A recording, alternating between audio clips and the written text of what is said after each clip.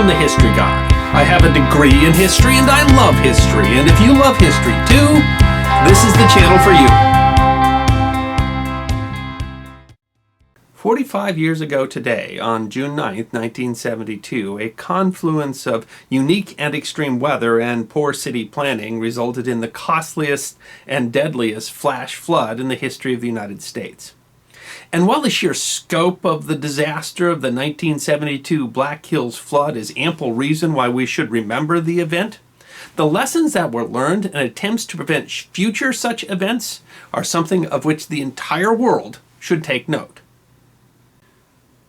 June 9th of 1972, a large high-pressure system moved down from Canada into the Great Lakes area of the United States, and that pushed a cold front west, where it went into the Dakotas and ran into the Black Hills, which is the highest set of hills east of the Rocky Mountains, averaging 5,000 to 7,000 feet above sea level.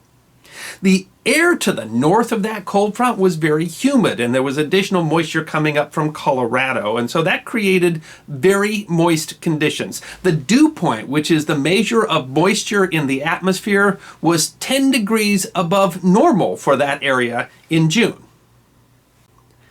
As the air came up against the hills, it was subject to something called orographic lifting, and that's where air, when pushed up against terrain, moves upwards, and as it moves upwards, it cools and starts to release its moisture as thunderstorms.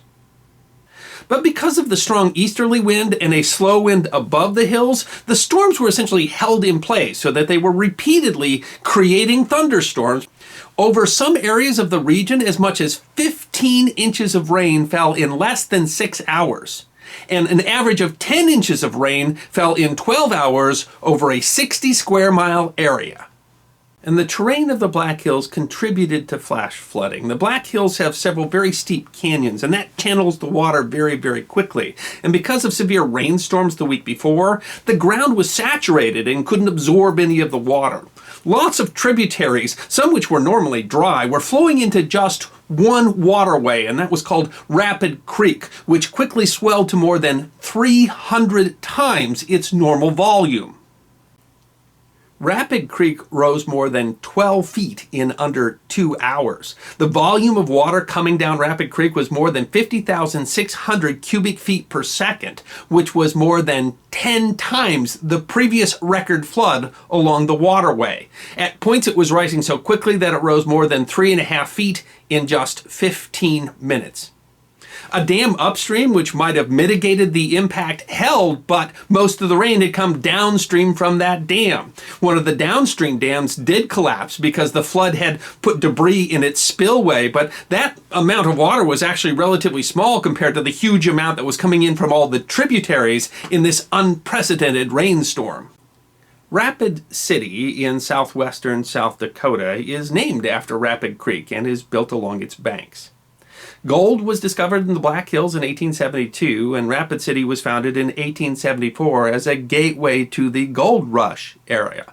But because it was along where the plains meet the mountains and along a river basin, it was a natural confluence of the railroads, and so became an economic trading center and survived the boom and bust of the gold rush.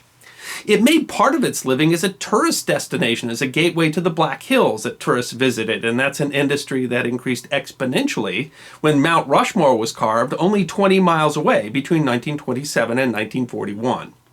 There's also a large Air Force base in Rapid City, and the city actually boomed during the Second World War. It is the largest city in the Black Hills, in fact the largest city in the western half of South Dakota, and the second largest city in the state.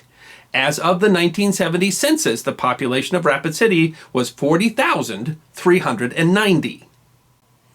The rain started falling at about 3:40 in the afternoon, and by 7:15 that evening, the National Weather Service issued a flash flood warning for the northern Black Hills. The mayor of Rapid City called the city workers and the National Guard to duty, and by 8 p.m., the National Weather Service increased the size of the flash flood warning to include Rapid City. The Canyon Lake Dam failed at around 11:45, and the crest of the flood hit Rapid City at around midnight, when most of the people affected were asleep in their beds and had no idea of the impending disaster. One resident recalled that someone pounded on their door and yelled, get out as fast as you can." They rushed the family into a car and were able to drive up a hill when the flood came and washed their entire neighborhood away. In economic terms, it was the costliest flash flood in the history of the United States. 1,335 homes were destroyed down to their foundation. Some simply picked up and floated downstream. More than 5,000 cars were destroyed. 15 of the 23 bridges along Rapid Creek were washed away. In human terms, 238 people lost their lives. More than 3,000 were injured. In total cost, it was more than $125 million, which is more than $900 million in modern equivalent. It was truly a flash flood. The creek was back within its banks by 5 a.m. And while all that water rolls into one river, the Cheyenne River, after Rapid City it goes into much flatter ground where it could spread out, and so the crest was much lower and there were virtually no downstream effects. After the flood, the city worked for a critical response plan to deal with future floods, and that informed response plans throughout the country.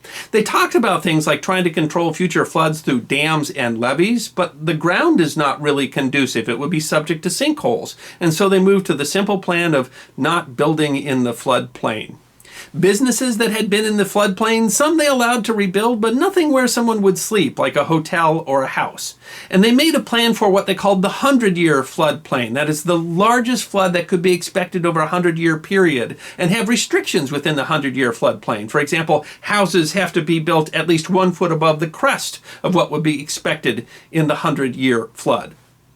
The National Weather Service has also dramatically increased its capabilities, both nationwide and in the Rapid City area, and in 1997, they installed a real-time flood monitoring system. But the fact is, a flood this size will happen again. As the U.S. Geological Survey notes, floods are natural and normal phenomena. They are only disastrous because people build in the floodplain. The 1972 flood was determined to be what is called the 500-year flood, or a flood so rare that it would be expected to happen only once every 500 years. And while that sounds like a remote chance, really what that means is every year there's a 1 in 500 chance that that flood could occur again. And the question is, next time, will we be caught sleeping? And that's a reason why everyone should remember the 1972 Black Hills flood. I'm the History Guy, and I hope you enjoyed this edition of my series, 5 Minutes of History, short snippets of forgotten history, 5 to 10 minutes long. And if you did enjoy, please go ahead and click that thumbs up button, which is there on your left. If you have any questions or comments, or would like to suggest another topic for the History Guy, feel free to write that in the comment section, and I will be happy to respond.